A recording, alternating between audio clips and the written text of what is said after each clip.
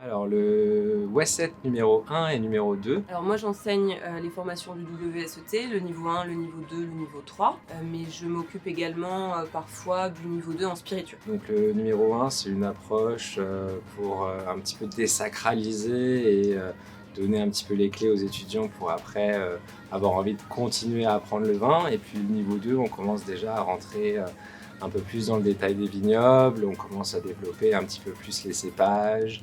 Ça se fait sur 3 jours.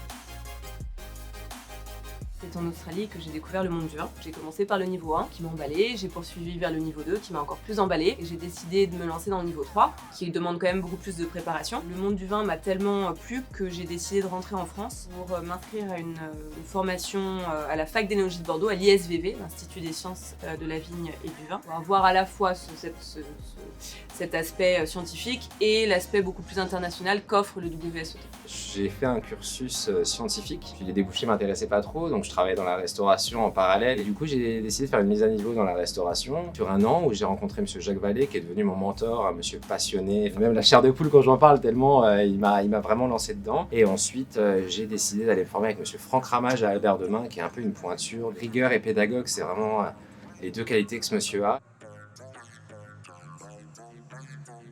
Alors déjà, c'est une formation qui est intéressante pour des professionnels du vin, qui travaillent dans le commerce par exemple, dans le négoce, pour asseoir leurs connaissances, pour aller peut-être un petit peu plus loin, pour acquérir un bon outil de dégustation. Et pour ça, le niveau 2 et encore plus le niveau 3, c'est de plus en plus nécessaire sur un CV, surtout s'il s'agit d'une reconversion professionnelle. Ben moi, je leur donne juste les clés pour qu'ils puissent se débrouiller tout seuls et qu'ils puissent un petit peu déchiffrer le monde du vin qui peut paraître un peu obscur lorsqu'on ne connaît pas, et puis ensuite leur donner les clés pour qu'ils aillent continuer d'apprendre et continuer de chercher leurs informations par eux-mêmes, se créer un palais par eux-mêmes et avoir leur propre connaissance